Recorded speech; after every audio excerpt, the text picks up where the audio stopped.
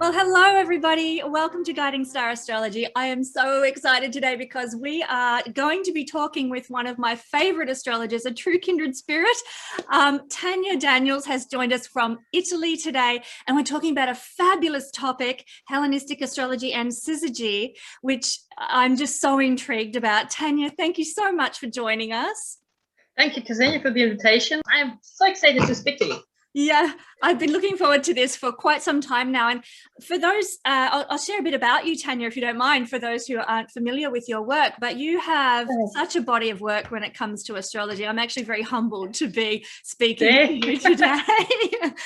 You have, and I'm going to read this here because there's quite a bit of a list, but you have a degree in psychology astrology through the Berlin School German Astrology Association. Is that correct? Have I got that? I've taken this from your website and I'm like, oh gosh, I hope I've got this around the right way. No worries. Yeah. Mm-hmm. From the School of Traditional Astrology, you have a diploma in horary, which you did with Deborah Holding in the UK, and this is registered by the Association of Professional Astrologers, which is amazing. And you've also done some Hellenistic astrology studies with Chris Brennan, who I just adore. His channel is such an inspiration in so many ways. Yes, so many people. I'm sure there's many of our viewers who are familiar with Chris's work watching. And you are enrolled in the Medieval Astrology course with Robert Zoller. Have you finished that? That was what your updated website. Yeah, well, Robert Zoller isn't teaching anymore. He died recently. Yeah. But I did his course, yes.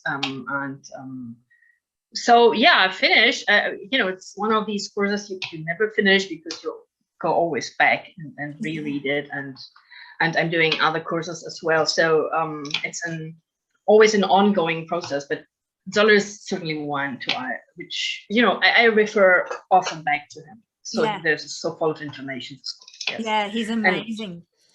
So, and you've published many articles in a number of astrology journals and for astro.com and articles in all sorts of languages, Turkish, English, Italian, German. I mean, you are amazing. We pathetic Australians can only speak English, and here you are doing all this amazing study in a number of different languages. I'm very humbled. Well, this is because I write and I'm trained in languages, so it was just easy to translate them for so I translate myself. Yeah. With the exception of Turkish, obviously, but so it's not such a big deal. It's special to me. But you're also interested in Ayurveda and naturopathy, yoga, and past life regression work, which I love too. I think that's just fascinating stuff. And you're a mum of 3 kids like me as well. So we are just like, they're big they're not so small anymore. But only our kids grow big and the moms stay just the same. We don't grow old, right? So I'm happy to say I have remain the same. But they're big. They have. My youngest is 12. My oldest son is 17. So yeah, similar ages to mine. Yeah, I know. Busy. They keep us busy, don't they? Yeah, especially now during COVID, they are always at home, right? So that's the issue. Yeah, but okay. We won't talk about that. We'll move on to more enjoyable topics, more enjoyable. Yes, please. So how I came across your work, I came across the concept of Syzygy, and I was just so intrigued by it. I started sort of Googling a bit, and I came across a wonderful article that you'd written on Syzygy and death, actually. And it was so intriguing. And after reading the article, I thought, I must get a reading with you. So we've had a reading together, which was so fun and really, really enlightening. And then I thought, well, why don't we have a chat about Syzygy, because it's something that not many people know about, and yet it is such an intriguing topic, and I want to know more about it myself. So you are quite proficient in this. Do you want to tell us a little bit, or maybe before we go into that, we might have a chat about how you got into astrology to start with and what drew you to astrology? Well, this is a funny story, actually, because I had never the idea to go into astrology. There were issues with my father. He became addicted to a spiritual sect, and so everything which had only the touch of esoteric was absolutely off limits for me, so I didn't want to go into this. But then I have always been an avid reader, and so libraries and bookshops were just, other people go shopping and clothes, not for me. So I just need books, and don't bring me into a bookshop. I would buy everything and stay hours in the bookshop. So I saw this. There was the major bookshop it was in Berlin at that time, and 4 or 5 pieces and floors of books, actually. So these bookshops do not exist anymore, but at the time, so they had some, all these cheap books selling outside on, on these book offers. And well, I just grabbed one, and it was a very small book on theology. So theology and astrology mixed up. Oh wow! And I just looked at it. Yeah, it was fascinating, and said, "Oh, what is it?" And I opened the book, and just opened a page, and there was in a small article, like 3 pages, on the Last Supper of Leonardo da Vinci. So it was an astrological interpretation of the Last Supper, and I was like, "Wow! If that genius was interested in astrology, so there must be something to it." So I bought the book, I read the article, and I think a few months later, I signed up for my first astrology class. So it's a fault of Leonardo da Vinci that I came into astrology, and I think one of my best presentations I've ever given is actually on Leonardo da Vinci's Last Supper, because then I studied for years, the painting, and came up with so many information about all the astrology had actually put into this apparently religious painting, which is just a manifest of astrology, actually. So if you go into the details, there are a lot of details. It's just amazing. So it kept me going. Oh, so my goodness! Was my way. I consider him my my astrological guide. I don't know, but yeah, honestly. I have spent so much time on this painting, and so it helped me a lot with my own astrology, actually. Yes. Wow, I would love to hear that lecture, actually. We can arrange that. I think we should. So awesome. Awesome. Okay, well, put a pin in that one, because that is so intriguing. And having come from a family background where there was cult involvements, the whole idea of religion and astrology must have been such a captivating hook for you. I know I've come from a similar Christian upbringing that was somewhat culty as well, and astrology is just taboo, and you shouldn't, and no, Dante's Inferno, lowest levels of hell, is for astrologers. And so it was always something I never went into. But then as life changed and I went through upheavals, astrology had all the answers. And I was like, wow, so it's fascinating to me to look at astrotheology, the Bible and astrology, and how they are so intermingled in the Bible, but also, like you've just said, in other things like Leonardo's painting. So we definitely will do that. So stay tuned, everyone. There will be a comment video on that. But this will be a long talk. Yeah, I warn you. There's very, very much to tell about. We might make it a webinar or something like that. Yeah. Sounds good. Sounds good. So that's how you got into astrology, which is just so fascinating. And do you want to tell us a bit about what you see as your purpose with astrology, your mission? Obviously, you're very well read and qualified. Is it the study of astrology that you're really drawn to, or is it helping people, or what is the overall mission, I guess, with your work? If you would have asked me this question a few months ago, I probably wouldn't have been able to answer you, because it wasn't clear to me. Because I have written about so many different subjects. Usually you have a person, who at a certain point gets specialized. Like Chris Brennan is doing only Hellenistic astrology, and he's obviously great in this. Or other astrologers, they come up with a topic, and that's their topic. But I had a lot of topics. This is not to mean that I'm so great. It's just I'm cherry picking here and there, and I'm going into much detail. And until some time ago, I found this distracting and like, oh, I should get something just mine, you know.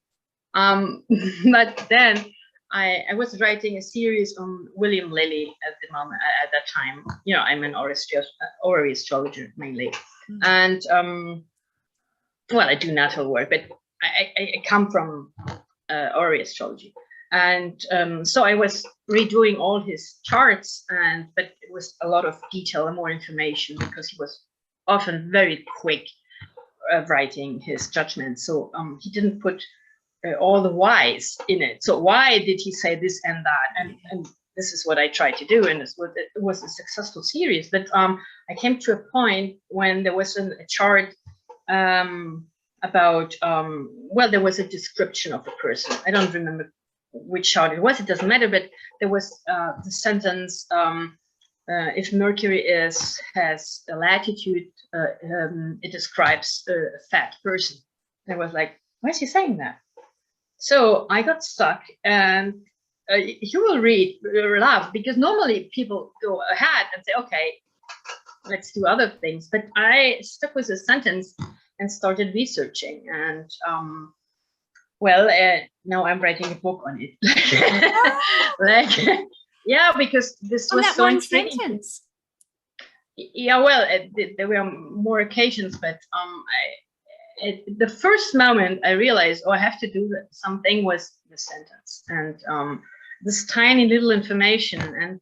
And now I think my mission is just that. It's to go into much detail, to look deeper, and to look at those things that other astrologers just neglect, which they might not consider important, or there are more important things, which certainly are. But for me, this was important, and not just why Mercury with a southern or northern latitude would have, or would assign, would describe, you know, a weighty person, but all the principles behind it. Why is that?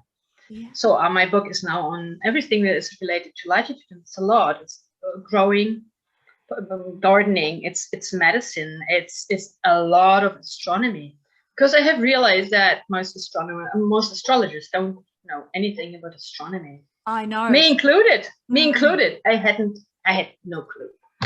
And well, you know, the details. And now I had to go into it, and it's open totally my you know, my point of view, my perspective. It does. It gives so much more richness to our work when we understand the principle, the scientific principles behind what's going on. You know, it's very and actually there are not many texts that explain that in an easy format, you know, that easily to accept, not in a superficial way, because I do it. I go really in depth, but I don't do, you know, the maths. I want to show the principles and why all these circles are important. So I go and explain what is the difference and what is the epicycle. You know, all these things that students of traditional astrologers, you know, keep like next time. Always me included. So, but they are so important. So I talk about the perigee and the apogee and different circles, but what do they mean in astrology? So I do want to practice it. So this is a lot of detail, and I think this is exactly my purpose. So I have Virgo on my MC, and this is just, you know, it's like for other people it would be like doing the boring stuff. But I find it so intriguing. It's so fulfilling for me to look at all these things and to be able to explain difficult topics to people with easy words, like, you know. I think that's really valuable in this day and age, because there's so many people getting into astrology and they want it in common language. So this is a very valuable contribution that you're making. And, you know, I have so much admiration for people like Chris and like yourself who are doing the deep research, and it needs to be done, you know, because it gives so much more context and perspective to our understanding. So what a beautiful mission to have, that going into great depth and going into the details. I'm very Jupiterian, and I'm not like that. I'm big picture, so I tried that. I find it so wonderful. You know, there's people who go out and just talk, and they are successful in it. But you know, if I do it, I have always to write it up before, or I have to go to the you know, the references, and it just I can't do it otherwise. I don't know why. I have to do it the hard way. I have Mercury perfectly squaring my Saturn, so you know, do it the hard way. And there's the depths, but also the desperation and the loneliness, because I do it all by my own. So it's a hard work, but fulfilling. My book is full of examples, so I don't want to have, you know, just a theory. I want to show why it's important. And I think this is, you know, everything in astrology. You can have so many theories, but you have to see if they work, right? Like when I went to the Antisher, I wrote an article about the Antisher, one of those articles which were published on the astro.com. And this is another example that, you know, this is a tiny little technique. So not so many people were, you know, were looking at it. Yeah, you know, they among others. But I found out it was very important, so I wrote an article about that. That's my mission, and I hope, you know, it will become, you know, deeper and deeper over time. Yeah, bless you. Keep doing that, because I recently got very fascinated by all these little intricacies and techniques, like Antisha, and now Syzygy, and I keep going to say Syzygy. That's my terrible pronunciation, but it's Syzygy, isn't it? Well, you know, I'm not a native speaker, as you will have perhaps noticed.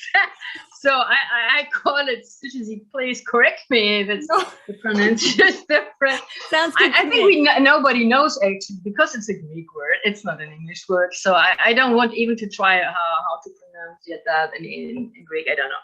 So yeah, but it's interesting that Syzygy actually means spouses or spouse. So this is actually, this is like if we talk now about the Syzygy, it's the reunion between the moon and the sun, right? So it's about a husband and wife, or spouses. I think this is a very nice word for describing this lunation, right? Yeah. So what Syzygy is, in a very brief nutshell, and this is all I know about it, is the lunation that occurred prior to our birth. Yeah, so that's it. Full moon or new moon. And yes, exactly. Yeah, and so I don't know, maybe should we start by talking about how to find that? I need my glasses, right? Otherwise I don't see anything. So let me see how I can share my screen. So I won't do an entire presentation here, but I can just show you a few slides. That'd be great. So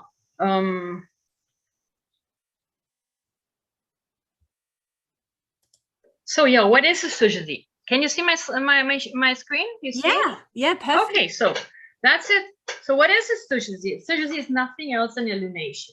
But the difference between a normal Syzygy we see in a chart is this is a prior to birth chart lunation. This is the lunation that occurs before we are born, right?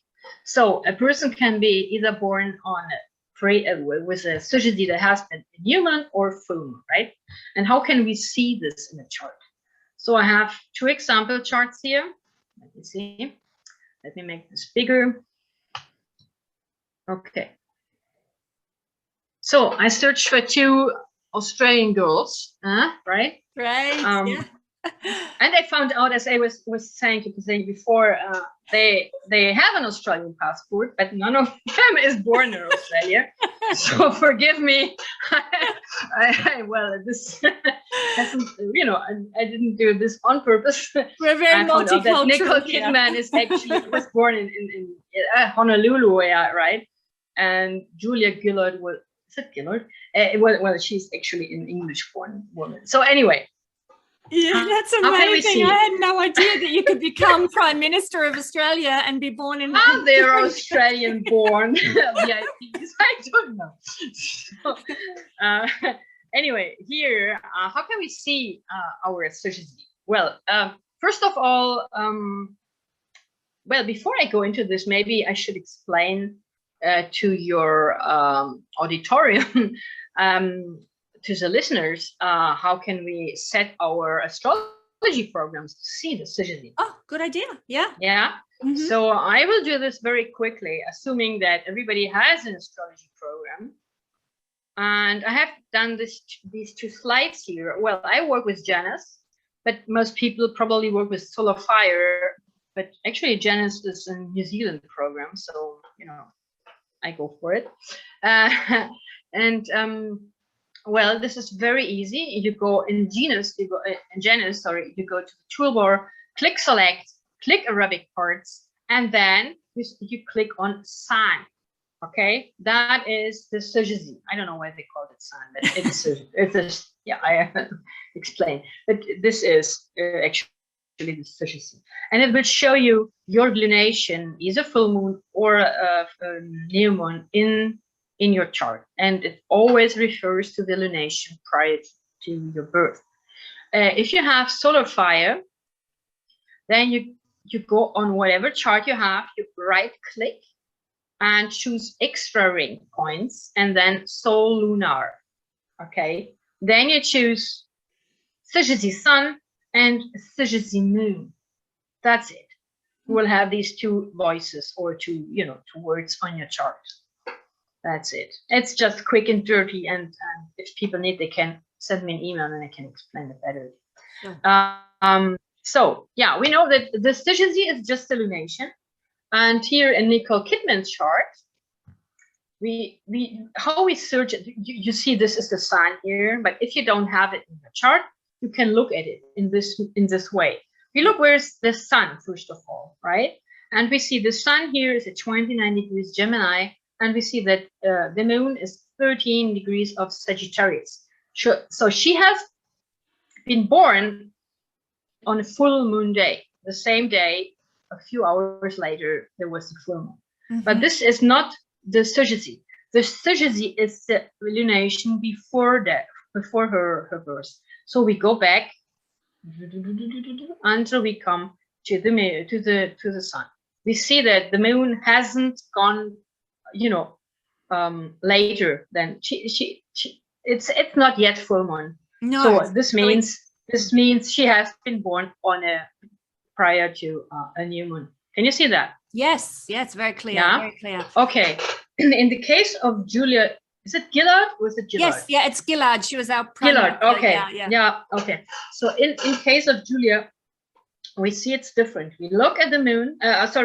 We look at the sun, and see that the moon is pretty far away. So she has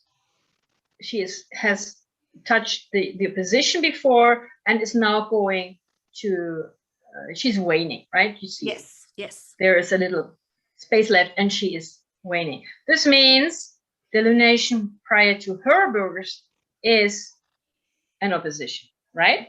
So it's a full moon. It's a full moon. The position is always full moon, right? And a conjunction is always a new moon. So this is it. And in your own chart, you just click on sun here or on the solar lunar, as I explained before, and you see where your lunation has occurred. You can always see it on the ephemerides as well. Just see the last opposition or conjunction. That's it. So you see where is the Syzygy. The Syzygy itself, or where it has occurred, is not really so important. So we don't say like, my Syzygy is in Gemini, what does it mean, right? It's not that. If we want to talk about the Syzygy, we want to see how strong the sign is, and especially the ruler of the Syzygy. So what is the ruler of the Syzygy? It's always the ruler of the position of the moon, right? In a full moon, we look at here in this case, Julia's yes, it was Aries, so her dispositor of the Syzygy would be Mars, right? And here, Nicole's Syzygy occurred in Gemini, so her dispositor of the Syzygy would be Mercury. Okay.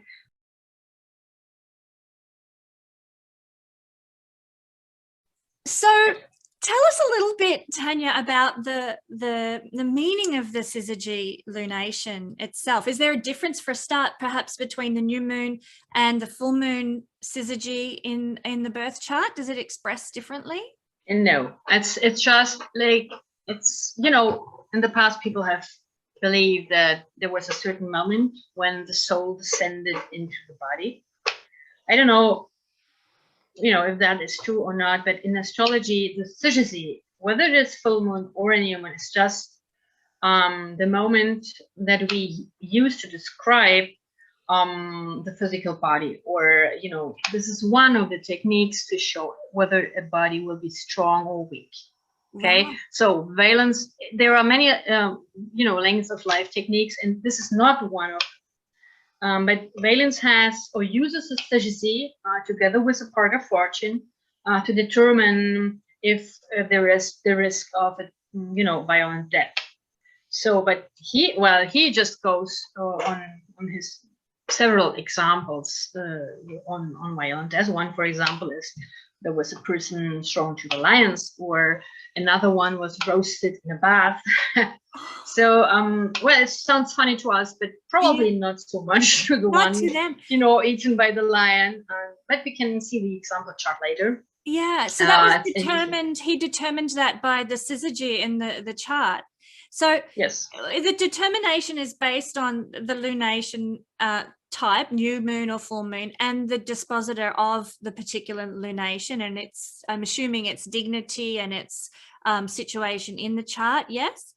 Yeah. First of all, you would look whether the Syzygy, or let's say the lunation, let's say the moon, is in danger. So if it receives aspects from the malefics, and the malefics in traditional astrology are always Mars and Saturn. Mm-hmm. But the valence also looks, and this is very important for modern astrologers, I think, he looks at Mercury. Why is that? Well, we know that, you know, Mars is an aggression, and Saturn can be the lack of something, like of nutrition, for example, food or whatever. But Mercury describes a rational mind. So, you know that if we have behavioral problems or bipolarity or stuff like that, they can cause really important issues, right? You know, Saturn and Mercury have always been associated in certain conditions, and certain aspects, obviously, configurations with suicidal intentions, right? Mm-hmm. So if we have a chart of a person that commits suicide, we are going to look for Mercury and an aspect with probably Saturn, right? Mm-hmm. So this is why he considers Mercury, and yeah, and checks whether Mercury is in a hard aspect to one of the malefics. Okay, so we look at these three planets we check where is the Syzygy in our chart, and see whether it is supported or, you know, attacked by these evil players. Okay. Could you give us an illustration of that by looking at the chart of, say, Julia Gillard again? Could we share that that chart?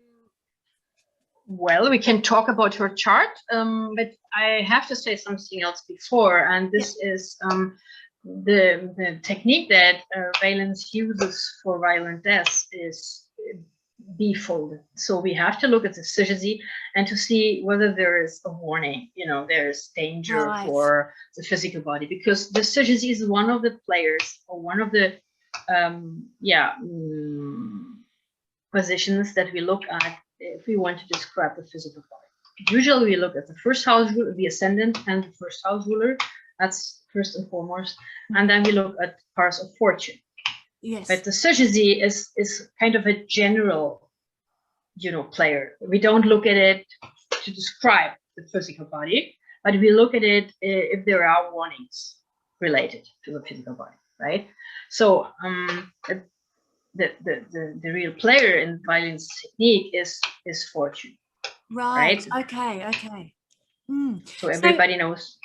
So it's very connected then to our physical journey. The union or opposition of the sun and moon before we were born is very connected to what's going to happen to us in our physical embodiment. Yeah. That is how Valence uses this technique, right?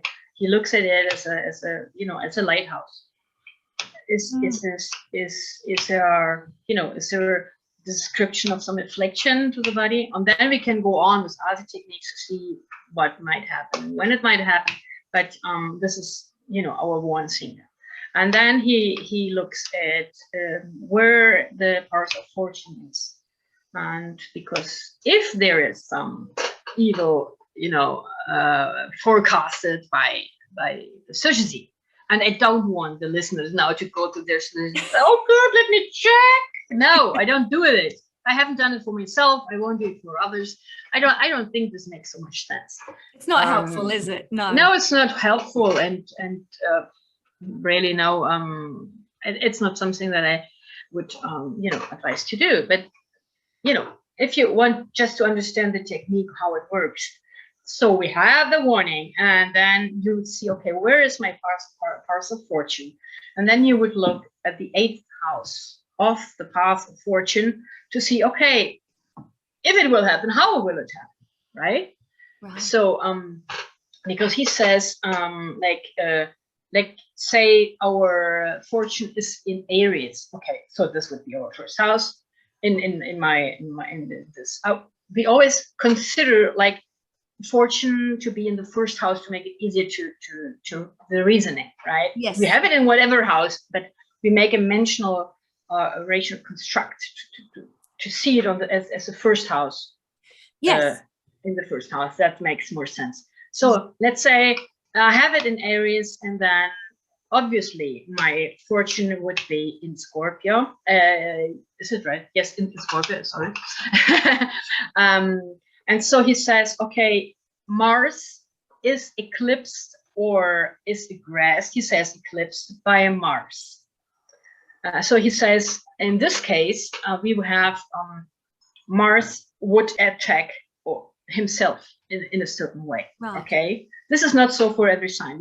I can show you a table where we have this for every planet, but you just consider the place where you have fortune as your first house, and then you count 8 houses or 8 signs, right? 8 signs from it, and then you see which is the 8th house from fortune, and then you see, okay, the ruler of the first house, like Aries, Mars. Mm-hmm.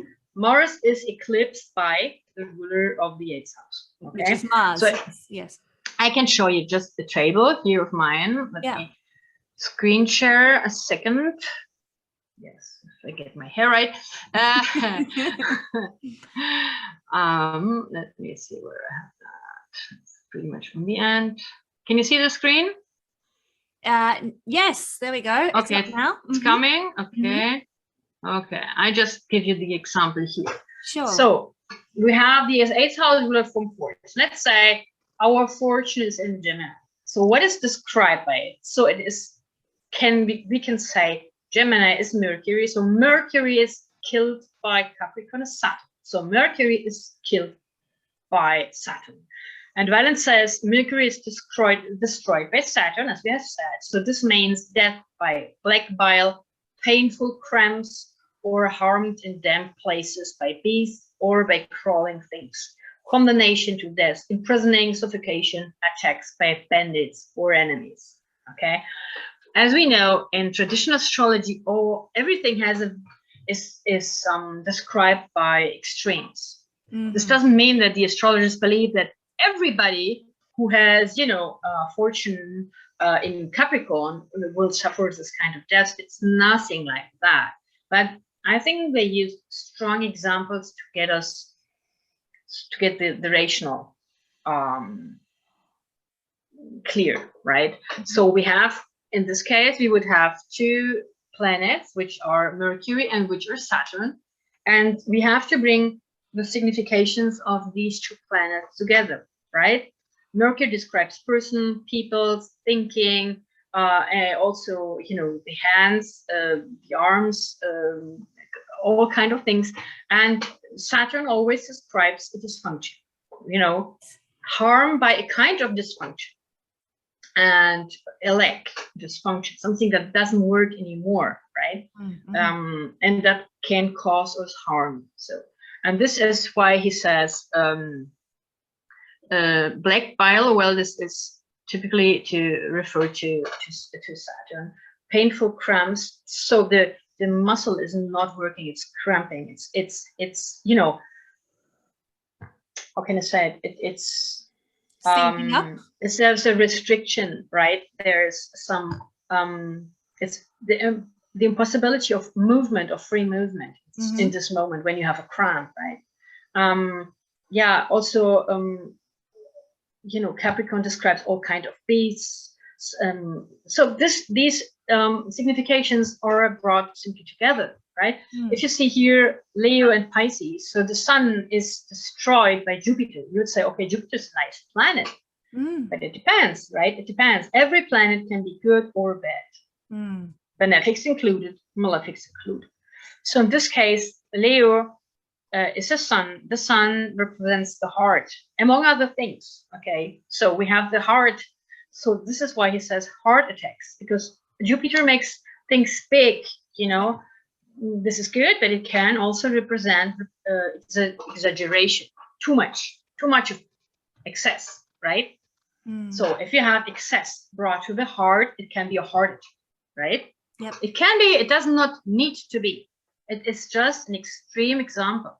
Okay. And it can go reverse as well, I see, because you've got complaints in the liver, and the liver is ruled by Jupiter. So it can go exactly the other way. Exactly. I noticed with the Gemini Capricorn example, you've got suffocation. Gemini is the lungs and Capricorn is to restrict. So restricting the... Yeah, and you have also, look here, the attacks by bandits or enemies. These are people, right? Persons.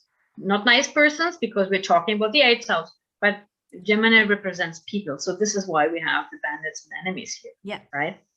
So yeah, and so there is all well, this is not what I wanted to show. There is a whole bunch of information in this, and I think to understand it thoroughly, we have to understand all the meanings of the signs before and the planets. We have to make sure we know by heart that every object that we see, every person, every plant, every animal can be described by just one planet, right? So also the signs, we have to know the signs by heart. So if I see a plant that is growing in a dry ground and in the dark, I can associate it to, for example, to Saturn, right? And there are many things. So these tables are just, I think, provocative, and I think they were meant to be like, you know, these kind of harsh examples, these kind that you don't forget, because you immediately make these associations. They are a learning tool. I don't think that the ancients really thought that, you know, everybody would suffer these kinds of death. No, absolutely not. But they stick to your memory. If you just see, you know, nice examples, you won't remember them. Probably, but these you don't forget. They stay in your mind. And so, probably. So this is looking at the 8th house ruler from the part of fortune. So in what way does then the syzygy enter into this analysis? Yeah, the syzygy just gives the warning. You have to analyze in detail, and I do this here in the presentation, how to look at the syzygy. And one of the things is, well, first of all, he looks valence, Matthias Valence, looks at if there are malefic aspects to the syzygy, right? You just see the point where the syzygy is in your chart, and you see, okay, there is a square from Saturn or Mars or, you know, something. But it's not all. Then he uses a technique that we know best from well, I have heard from them the first time. From Culpeper. I don't know if your audience knows about Culpeper. Culpeper was a physician. He was an English doctor, and astrologer, and he used the same technique that Valens uses for the Syzygy. He used it for the decombitures. Decombitures are charts for the moment when a person is so ill that the person, you know, lies down in a bed and says, "Okay, I'm knocked out." So, and this is the same here. Let me see if I can share this quickly. Yeah. So we know the position of the moon of the Syzygy. So, and he uses now what seems to be equal houses and says, okay, like in this case, the moon is at a 7-degree Scorpio, and he then checks, okay, what happens to the moon if he reaches the next sign? Valens just says after 3 days. He puts it in days, right? Like fixed days. He says, check the moon or check the position of the Syzygy after 3 days, 7 days, and 40 days. Okay. So if somebody doesn't know why he uses it, I can tell you this is very much used in the decombitures charts to judge how an illness will develop. Right. So Culpeper called this the judicial days or the critical days. So after, you know, 1 day after you lay in your bed because you feel ill, the day after, the illness will have settled more in your body, and it will probably, you know, if it's not a chronic illness, but if it's an acute illness, it will have settled in and you will see all the symptoms. And once you see all the symptoms, maybe the first day you have just a little fever and you don't know what it is. It could be everything. But next day you see all these red dots on your skin and say, oh, okay, this is, I don't know what, okay?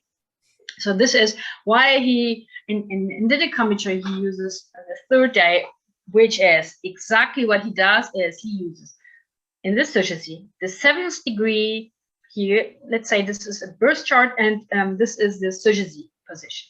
So you will look, okay, the Syzygy is at 7 degrees. What happens in the chart when the moon has moved to 7 degrees of Sagittarius? This is why I use equal houses here, which I normally don't use. It's just easy to look at which position the moon would be, okay? So after 3 days or whatever days, maybe it's just 2, okay, when the moon will reach the 7 degrees of the next sign, following sign, okay? And then he looks at the opposition after 7 days, okay? So just don't use fixed days, just use true opposition, right? Okay. He uses when the moon reaches 7 degrees from its own position. Actually, he does not use real-time transits.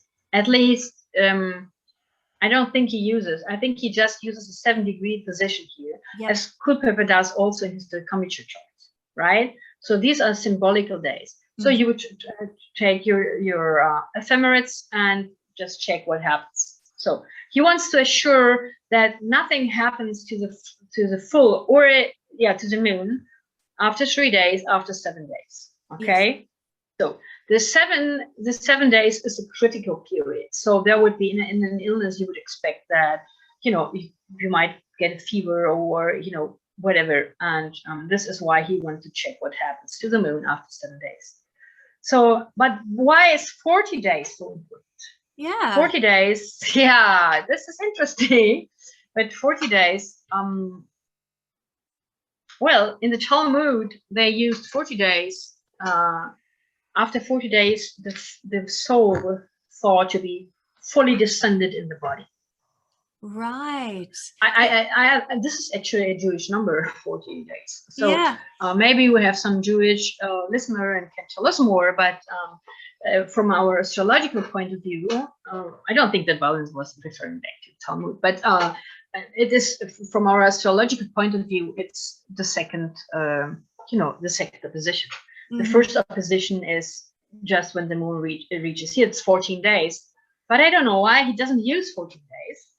Okay, he uses the months later.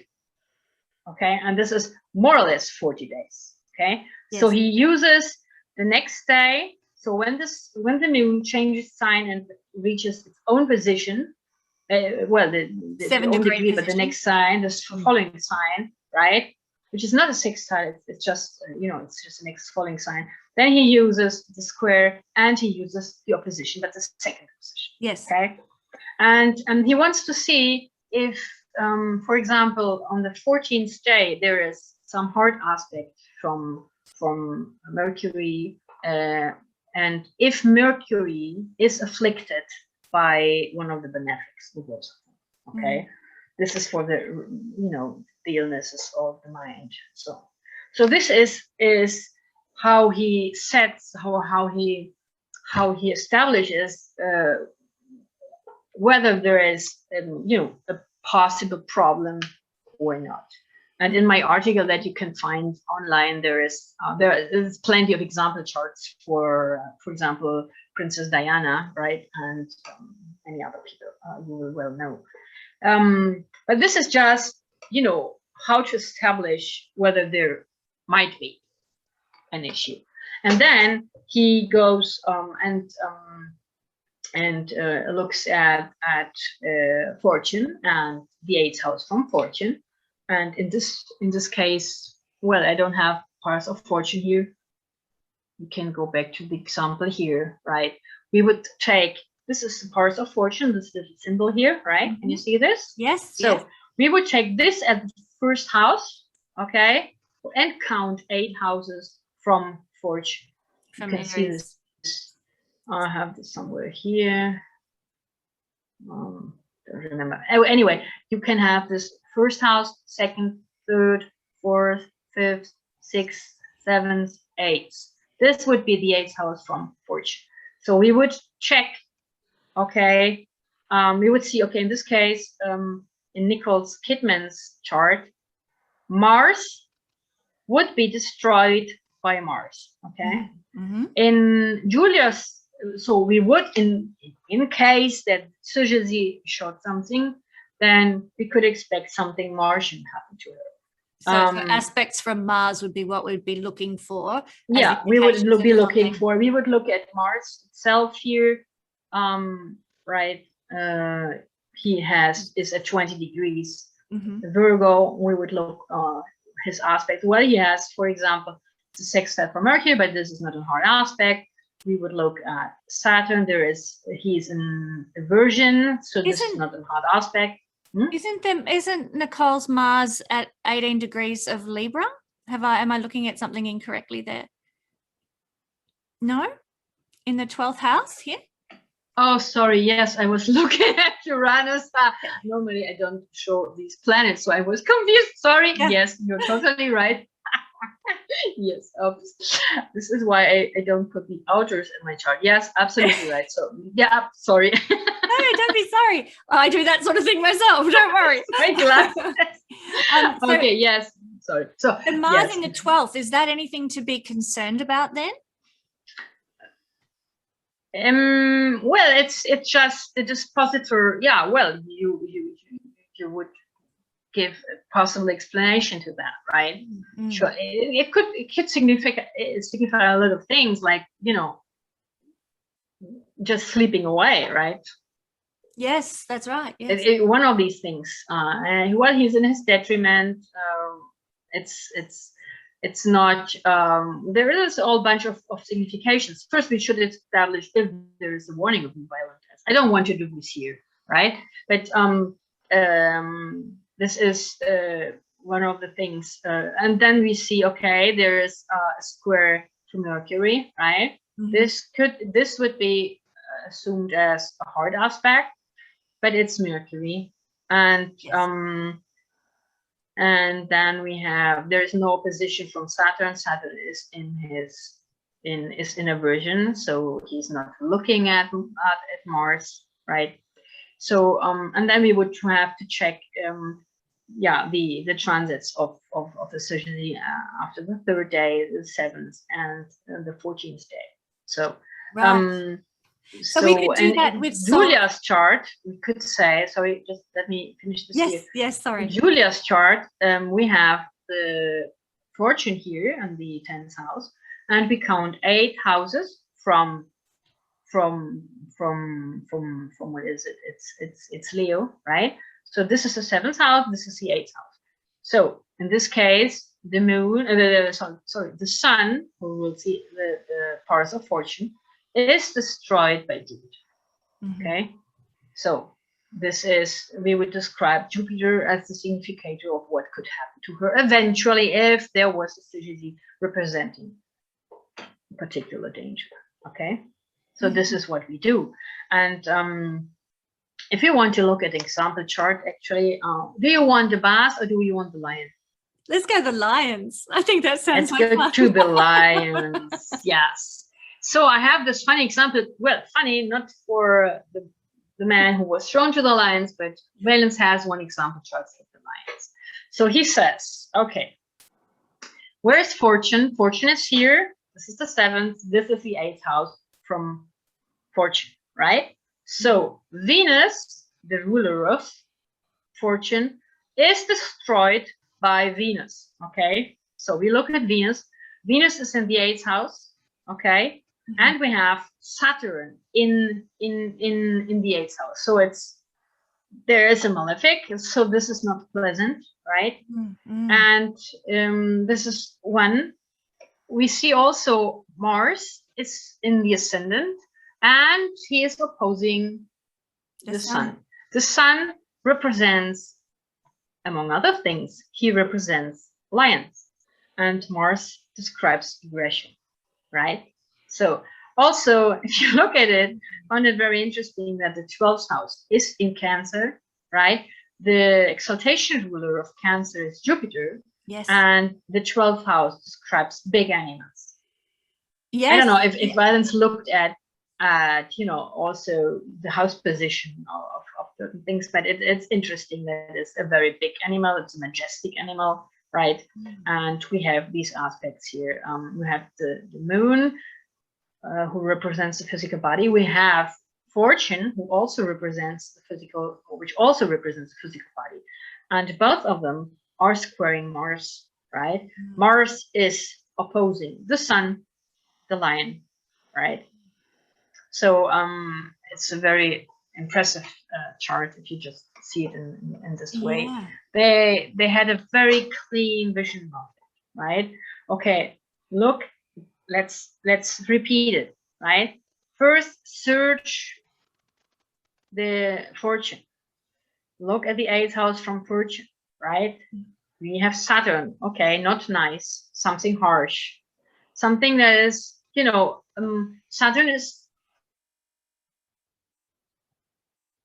describes, among other things, punishment, imprisonment, right? All the things that have Saturn as a ruler, right? And then we have this strong opposition here. So yeah, well, this is one of the things that we can. Is there any significance to the mutual exchange between Saturn and Venus then in this case, seeing as Venus rules the part of fortune? Yeah, absolutely. Sure, she is a dispositor of Saturn. So we always have to see, okay, where is a dispositor? Is she friendly or is she not friendly? In this case, it's a square, which is unfriendly, but there's a mutual reception. Is this a good mutual reception? I don't think so, because Venus, the dispositor, the boss of Saturn, is in the 8th house.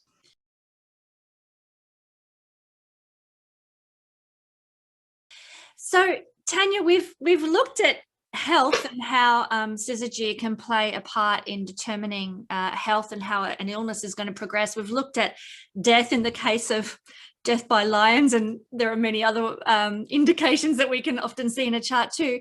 But does syzygy have an association with the more positive side of life? Can we see? Yeah, sure.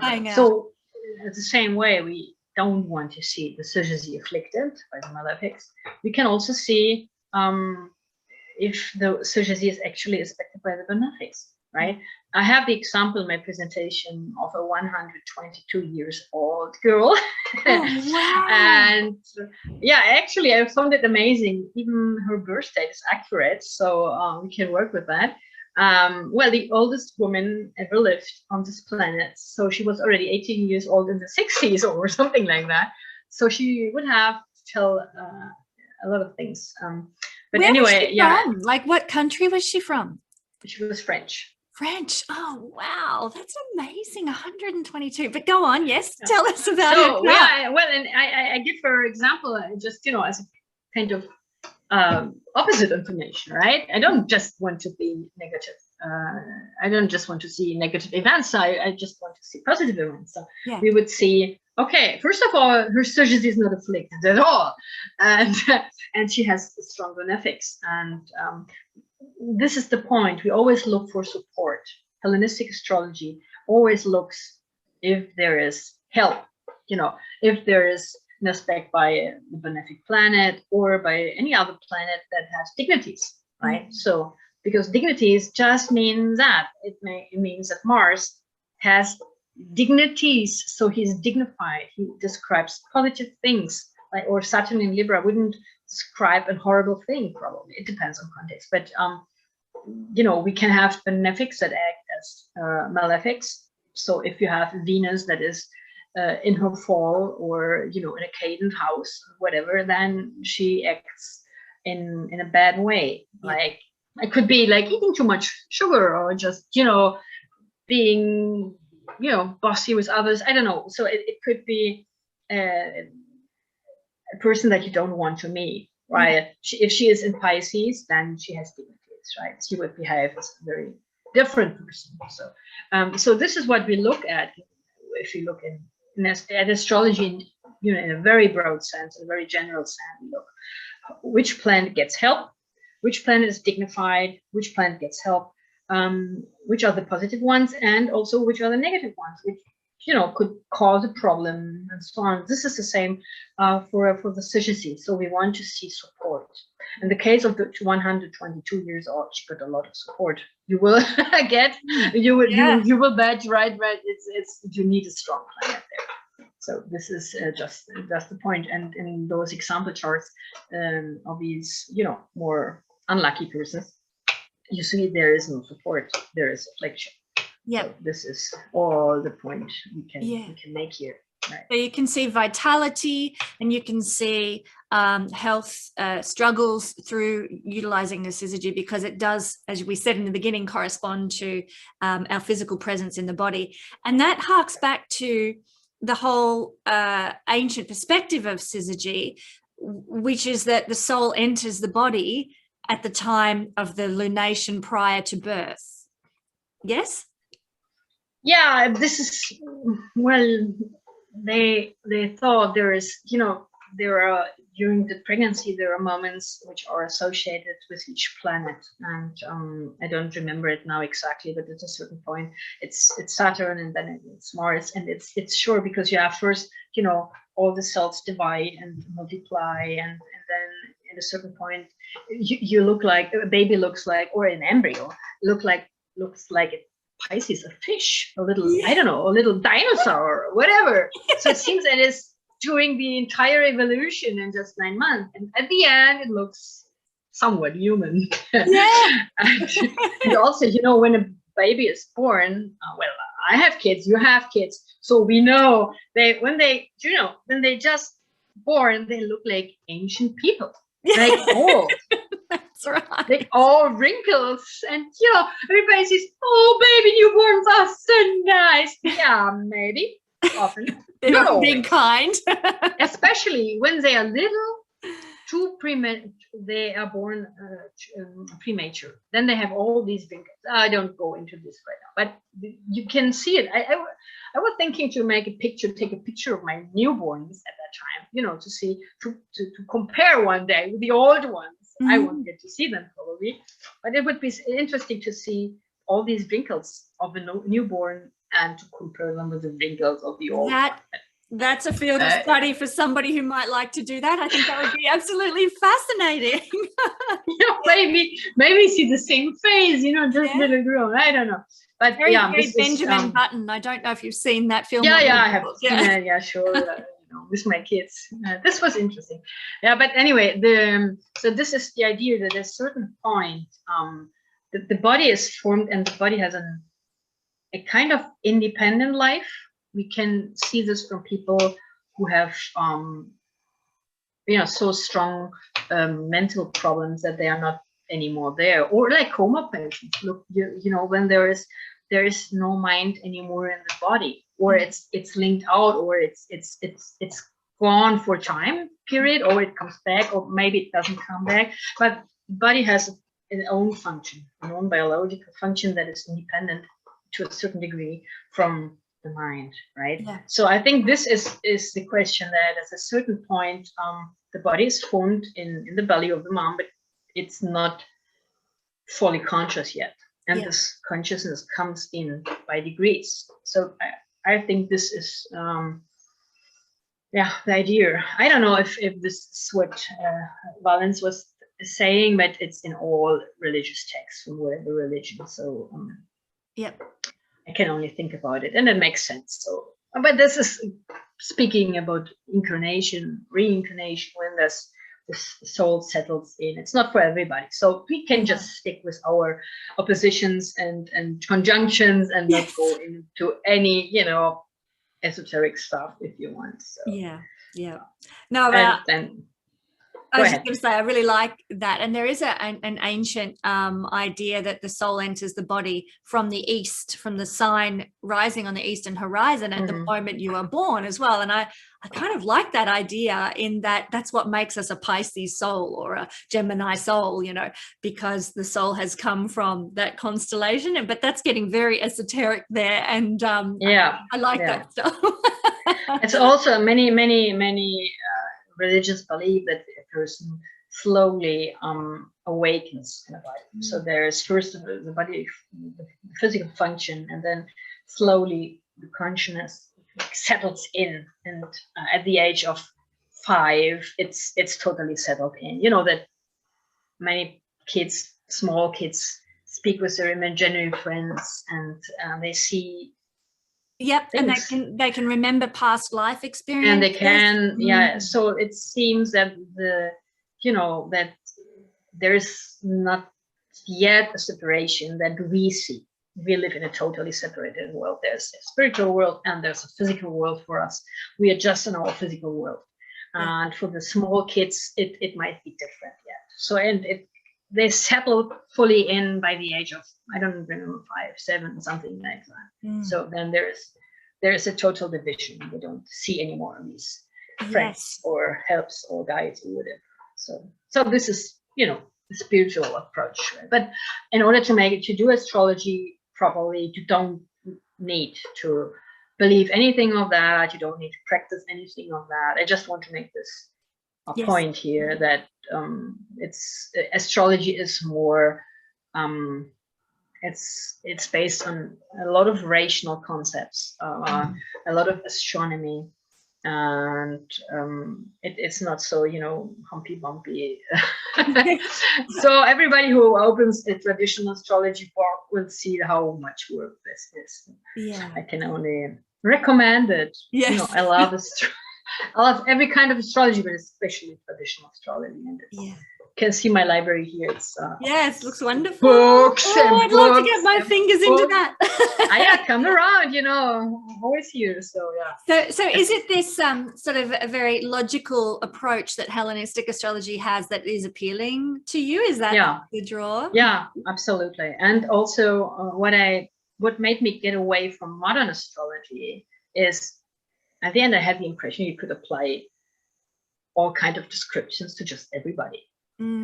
So, it wasn't deep enough for me. It wasn't meaningful. This doesn't mean that it is not. It's not for me. Okay. I don't want to judge anything, and I am fine. I have a lot of friends who just do modern astrology. This is totally okay, but it's not my way to think of things. So I think you need to have a love for history if you go into traditional history astrology, and also love for study, because it's a lot of study. It's really a lot. And while I'm writing my book, I think half time I have to search for references. I don't say every sentence, but almost. So I have all the Runi said this, or Kabisi said that, and then to come up with my own conclusions, right? So to show my own 3 cents into it, but based on facts, on literature, on you know, on tradition, and why is that? Yeah. Somebody wasn't right, and maybe I can see that, but I have to prove why this person is not right. And this is a very academic approach in a certain sense, right? So I just don't write something and just that's it. I have to prove why I tell this. And I like this mixture of going very deep, kind of academic research, what I'm doing pretty much so, but to understand the foundations. Yeah. That's it. And I think if you go into traditional astrology, you need to have these passions. I think everybody who does traditional astrology is in the same boat here. Yeah. I think you can't do this with superficial attitudes. Oh no. And it's not just a 1-week course and hey, I know Hellenistic astrology. Yeah, you know, this is just one of the books here. You know, we have dozens of them, you know, hundreds of pages, hundreds, and just one. And I don't know how many to read. So this is. But that is the beauty of astrology that keeps we academic types keep coming on back, you know, because where does it stop? It doesn't stop. It's as vast as the heavens are wide, which is absolutely magnificent. So, Tania, when is your book due to come out? Another question, please. I don't know. Well, whenever that is, we'll have to have I'm seeing the end. I'm seeing that I have, you know, the chapter settled, and I have to do still a lot of work, so I can't come to the date. But now it has a definite shape. And now I see, okay, this is it, and this is where I'm going with it. I know I have to build in a lot of material.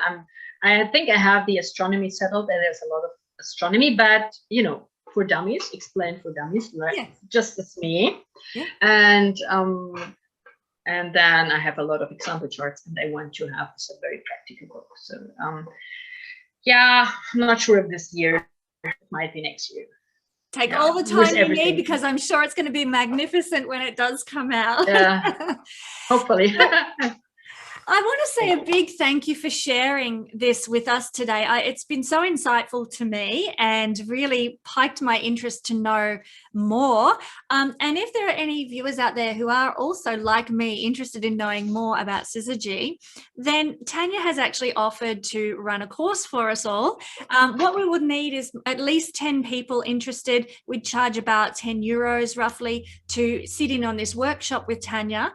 If you would like to be a part of this, shoot me an email through the Guiding Star Astrology contact page, which the link will be in the description box below, and let me know, register your interest, and we will set up a date to go through this whole presentation that Tania has on Syzygy and go into it in greater depth than what we have touched on here.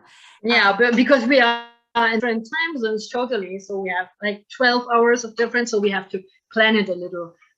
With a little advance, right? Just to make sure that I don't have to speak at midnight and you have to wake up at 6 in the morning or whatever. We'll get it coordinated and synced.